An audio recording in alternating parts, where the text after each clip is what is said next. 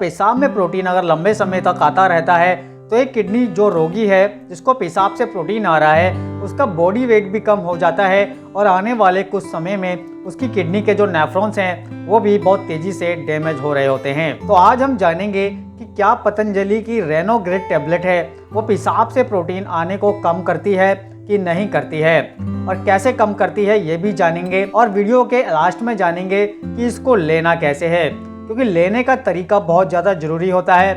अगर आप किसी भी दवाई को सही से नहीं लेंगे तो जो उसका इफेक्ट है वो किडनी पे नहीं आता है। तो लेने का तरीका आप लोगों के लिए बहुत ज़्यादा महत्वपूर्ण रहेगा। पतंजलि की जो ये रेनोग्रिड टैबलेट है इसमें 7 तरह की जड़ी बूटियां इस्तेमाल की गई हैं जो कि किडनी से रिलेटेड होती हैं ये जड़ी बूटियां, और ये बहुत ज़्यादा असर डालती हैं किडनी पे। लेकिन क्या ये पेशाब से प्रोटीन आने की समस्या पे काम करती है, ये सबसे बड़ी बात है। तो देखिए, पेशाब में प्रोटीन आने की समस्या होती क्यों है ये जानना सबसे ज्यादा जरूरी है। पेशाब में प्रोटीन होता है, अगर आपके हाई ब्लड प्रेशर रहता है तो आपको पेशाब में प्रोटीन आने लगता है कुछ समय बाद। अगर कोई व्यक्ति जिम जाता है और वो हाई प्रोटीन का सेवन कर रहा होता है तो ऐसे में भी उसकी किडनी से पेशाब में प्रोटीन आने लगता है।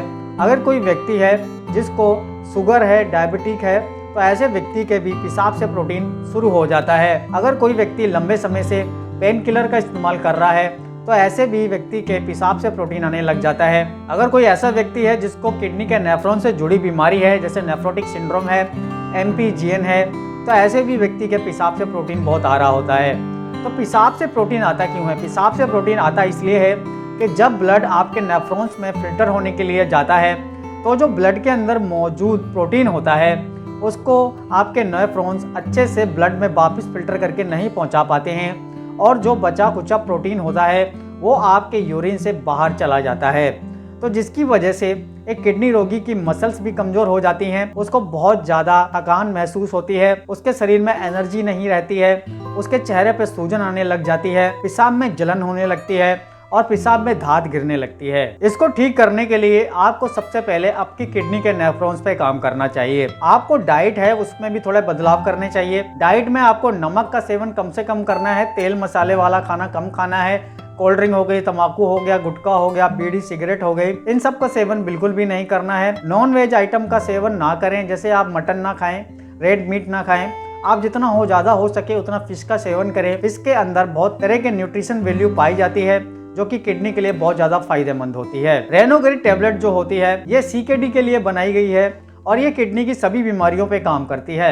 अगर एक पेशाब में जिसके प्रोटीन आता है तो उसके भी नेफ्रॉन्स ही डैमेज हो रहे होते हैं, तो इसको आप ले सकते हैं। इसको लेने का सही तरीका क्या है? इसको लेने का सही तरीका ये है कि आपको खाना खाने के तुरंत बाद ही इसको लेना है।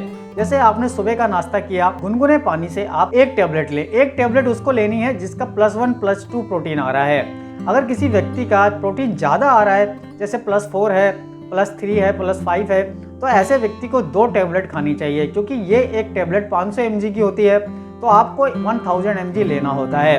और आयुर्वेदिक का mg अलग होता है और जो एलोपैथी होता है उसका मिलीग्राम की वैल्यू अलग होती है।